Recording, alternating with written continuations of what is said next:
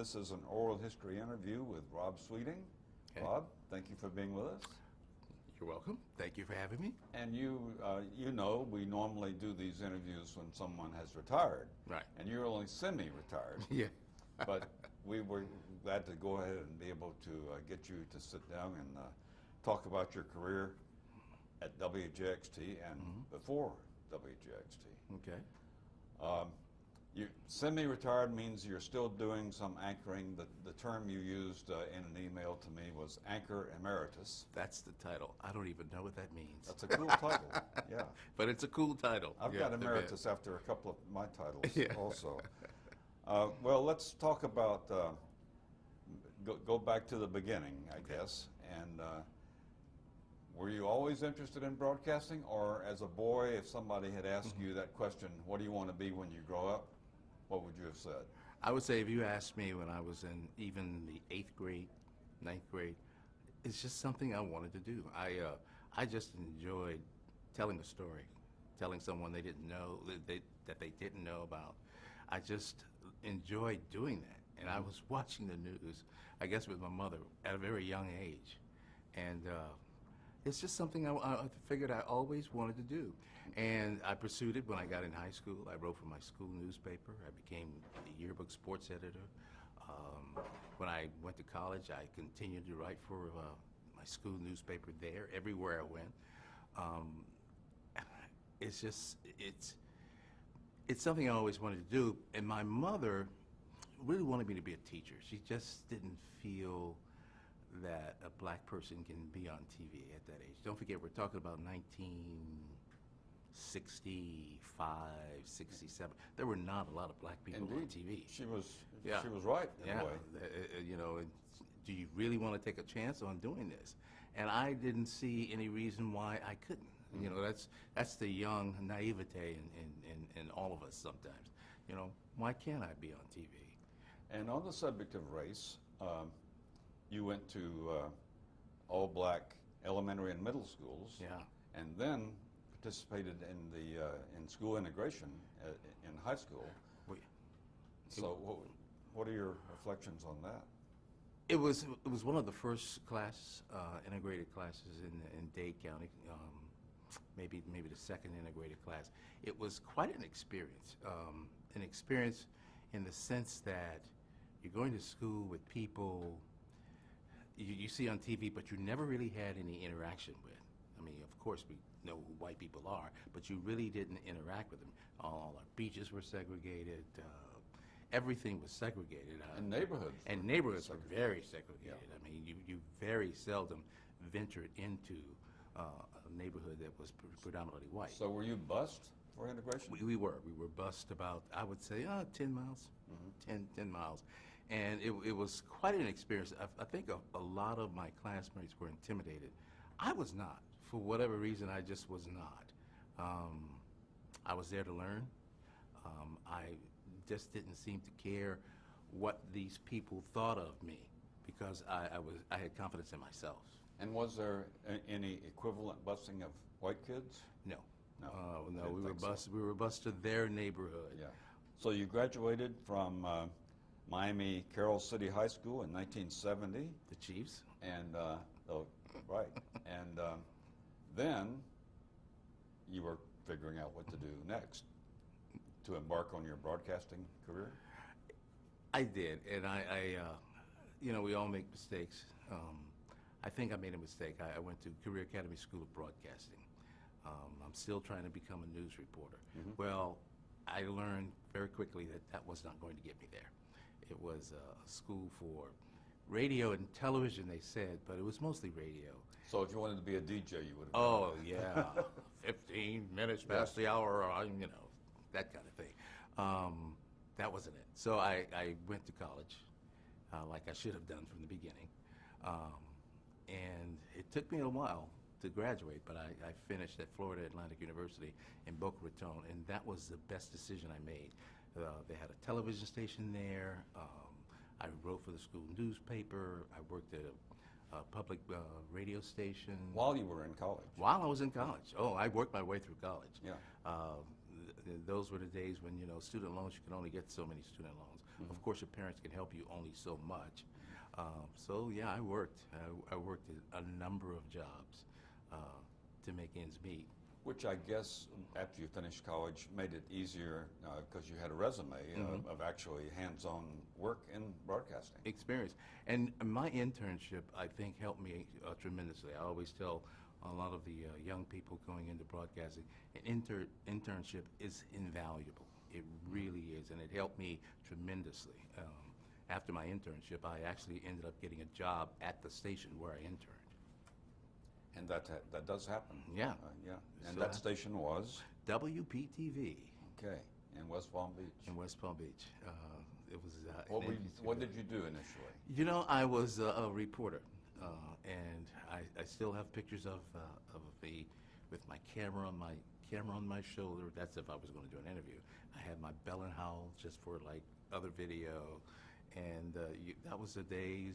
I guess the days when you shot your own video, and you came back and you put the report together. You edited your own tape.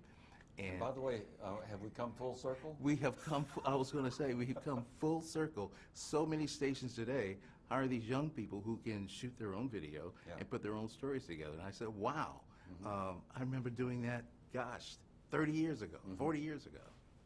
So, but yeah, that's what I did. I was a reporter.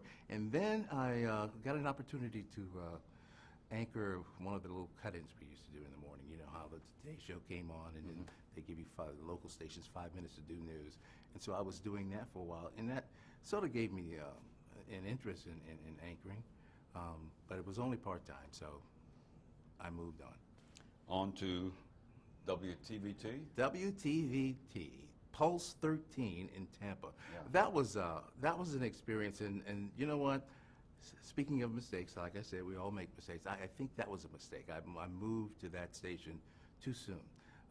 At the time, I think it was something like the 17th market. West Palm Beach at the time was the 80th market. So that was quite a jump for me. But you know what? It wasn't the right move at the right time. I could have stayed at WPTV and honed my skills a little bit more. But I went to Tampa, and I ended up shooting my own video again. In the 17th market, I didn't think I should do that. But it was a bad experience in that I was obviously the only black reporter on staff, and I was assigned, I guess, a bureau in Bartow. I did not understand why you would send your only black reporter to Bartow. It was an experience that I don't ever want to go through again. I was always the only black person in the room. It was clear that they didn't like me. I've been to Bartow a number of times, and, Yeah. and even now it's not a great assignment. Well, it was just so clear, and so it was very difficult to get any stories or get anything done. You could forget about any type of rapport with people. And it had to be a really big story to get on the news. Yes, right? exactly. So I finally talked them into letting me come back to Tampa, and I think things got a little better when I was in Tampa. So Next job was back on the East Coast in Miami. yes, after I left Tampa, I was out of work for a while, and I ended up going to Miami, my hometown. So that was interesting, reporting in my own hometown. And it was fast-paced, and I thoroughly enjoyed it because it was fast-paced. Felt comfortable. I working there. was, Yeah. I was, because even though at that time the Cuban influx had already begun, I still was home. And that was one of the recurring stories. Yes, you know, I was home, but the Cuban influence down there was so strong at that point. It has only gotten stronger. Cubans and Haitians. And Haitians as well. And one of the things that I covered and I tried to do a fair job of, and that is illustrating the way Haitians were treated versus the way Cubans were treated. And it was so obvious that they were not welcome the Haitians, and it was just the way they were treated. But they were such a resilient people, a very mild-mannered, resilient kind of person. And one of the stories I covered down there involved the Haitians. So many Haitians came over in rafts, boats, what have you.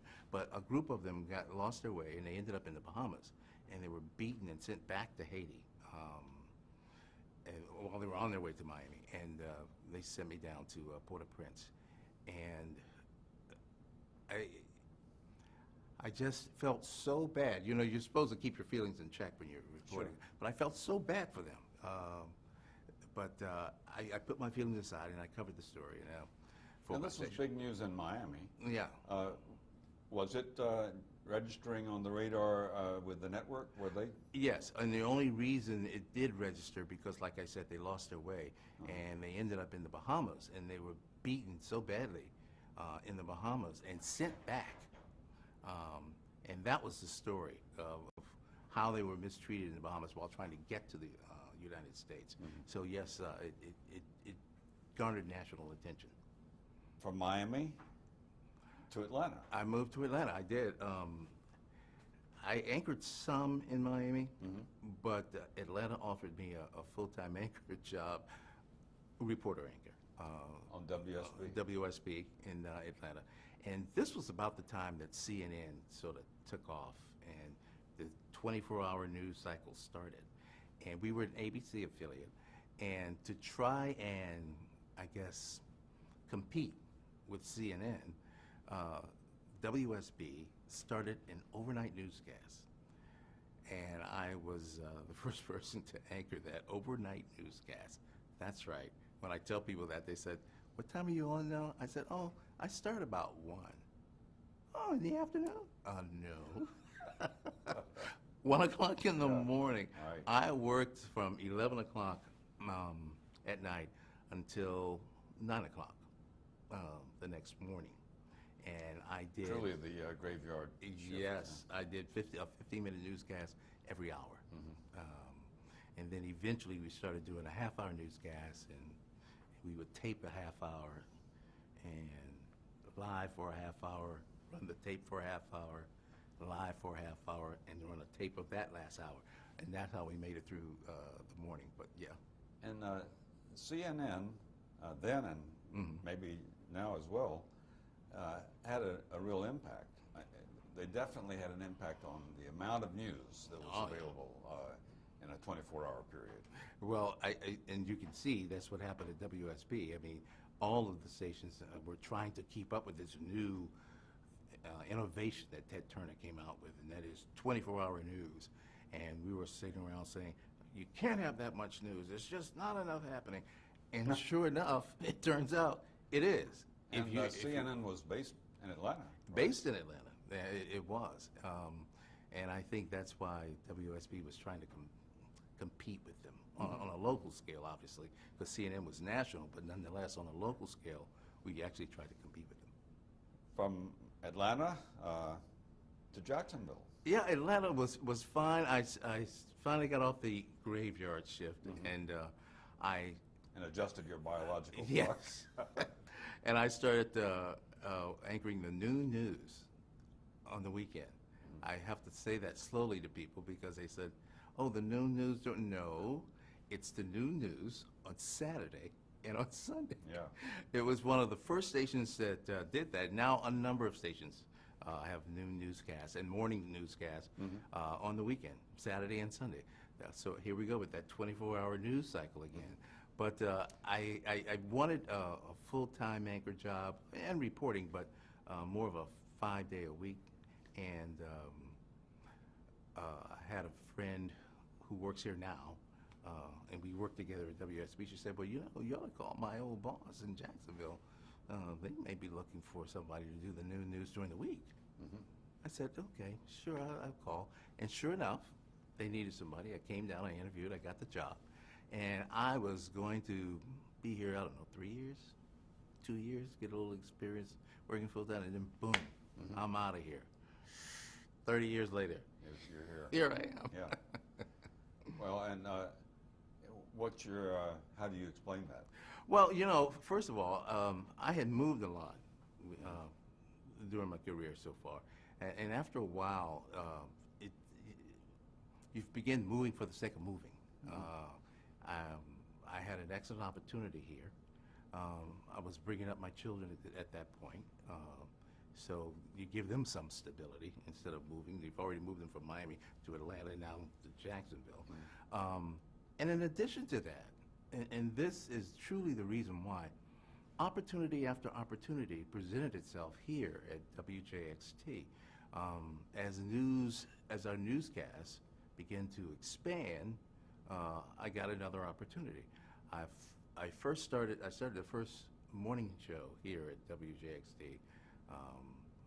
Glenn Wood and I, of Eyewitness News at Breakfast, and that morning show led to the noon news. In addition to, then we started a 5 o'clock newscast, and I started that I think in 1990, 91.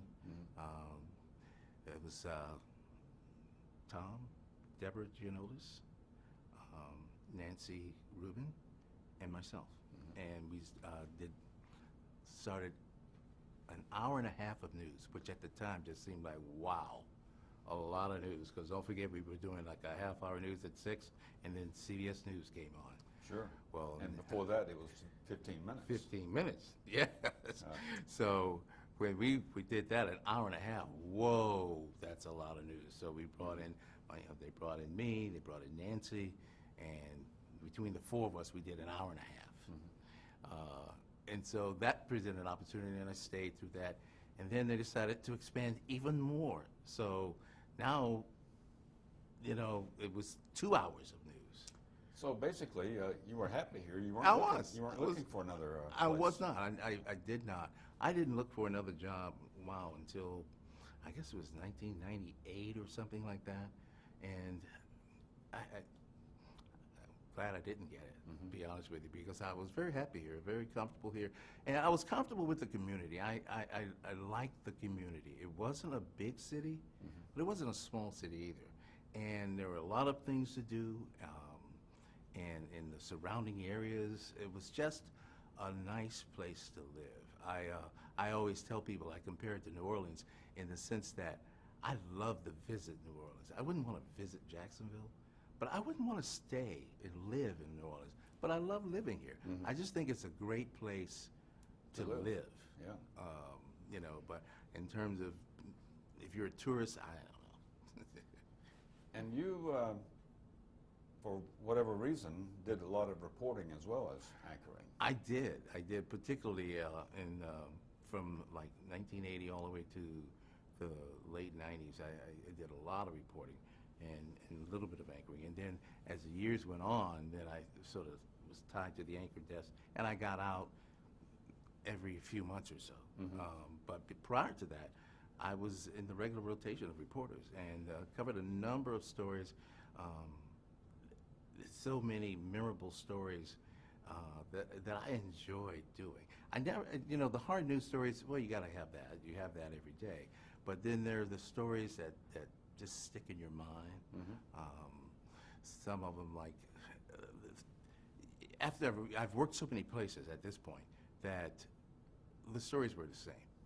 You know, the names may change, the location may change, but then you have that story that just doesn't come along every day. And I think of the Howell funeral home story. That was a mortician who had the contract with the city of Jacksonville to bury its indigent. And I don't know, he got behind and he started burying bodies in the back of his business, in the back of his junk cars in there. He cremated some boxes with no names. And the story finally came to light when someone came for their relative's body, cremation box, and and finally she sort of went to the city. The city then in turn did an inspection, and that's how they found out that he was storing bodies. And that was a story that I had not seen anywhere I had traveled. And it was just a fascinating story. It turned out he wasn't a mean guy. He was just an alcoholic who was in over his head. So it wasn't so much greed, it was just incompetence? Incompetence. Yeah. It was that, and it wasn't greed in the sense because, first of all, the contract didn't pay that much money. He had a contract to bury the indigent. It wasn't like anybody was really going to come look for these people, and that's how the story was exposed. Somebody actually came to look for one of these indigent people. But and this is the kind of story that you would say continued the long-standing tradition at WJXT on investigative reporting. It really was. And then our documentaries were very influential and strong documentaries. Like the story we did on roads, as Jacksonville, the Deadly Drive Home. We looked at our roads and the way they're designed and why they're so dangerous. There were so many accidents happening. The Buckman Bridge at the time was a dangerous place. And one thing that was brought out in that documentary was the Arlington Expressway. You will not find too many other roadways like that in the country. It was so poorly designed. We brought in state inspectors, state engineers, and even they admitted that it was poorly designed and it was dangerous. And it was. So many people have lost their lives on that road. And you told me about a story that the only time anybody ever pulled a gun on you in the line of duty. Yeah, that was pretty scary. It was the Riverwalk, the South Bank Riverwalk. It was for the landscaping, and basically what happened was there was a contractor who was paid a lot of money by the city. I forgot how much the contract was, but it was way over six figures, maybe $500,000, $750,000 contract to put in landscaping all along the South Bank Riverwalk.